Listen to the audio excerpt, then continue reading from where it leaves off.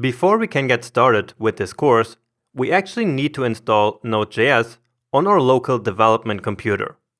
And this process is actually exactly the same for all operation systems. So in this video, I will use Mac OS, but on Windows or Linux, it's really just the same. Now, installing other technologies, like the MongoDB database, works very differently on Windows. And so by then, I will have one video for Mac and one for Windows. Alright? Anyway, let's now go ahead and install Node.js.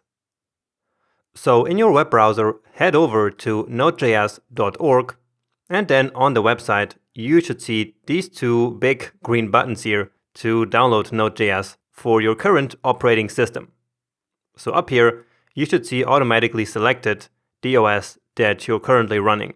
And if not, you can just head over here to Downloads and then select your operation system from there. Okay? Then here, you can select which Node.js version you would like to install. So right now, the long-term support version is version 10. And so that's actually the one that I'm using in this course.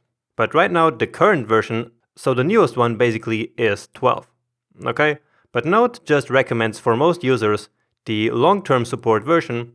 And also, by the time I started recording this course, version 10 was actually the current one.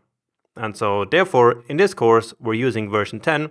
And so you can go ahead and download this version now as well. Alright? Now, if you're watching this video in the far future, then another version might already be here, the LTS version. So let's actually take a look here at the schedule. And so you see that they actually have a timeline here for all the versions in the future. So right now, version 10 is the active version. But if you like watching this video, for example, in 2021, well, then you should probably go with Node.js 14. Okay? Now, what's also important to note here is that you should only use the even version numbers for a production project. So that's 10, 11, 14, and so on and so forth. And in case you're worrying that I'm using an old version in this course, in case you're watching this in the far future, then let me tell you that Node actually doesn't change that much in terms of what we're going to do here in this course from one version to the other. Okay? So probably you will be perfectly fine by using Node 12 or Node 14, and everything will be working in the exact same way. Okay? And only in case you run in any problem, you can then go ahead and install Node 10 and see if your problem disappears by doing that. Okay? So again, don't worry all too much about outdated versions here. Alright?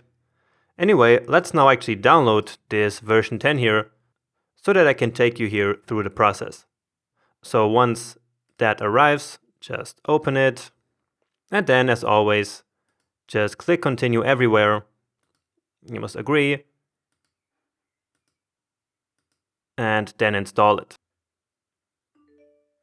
Okay, and with this, you should now have Node.js installed on your local computer. Now just to test it, let's close the window here. Alright, and then open up your terminal. Okay, so I'm using Terminal app on Mac OS, and on Windows, you can use the command prompt or the PowerShell. Both work just fine.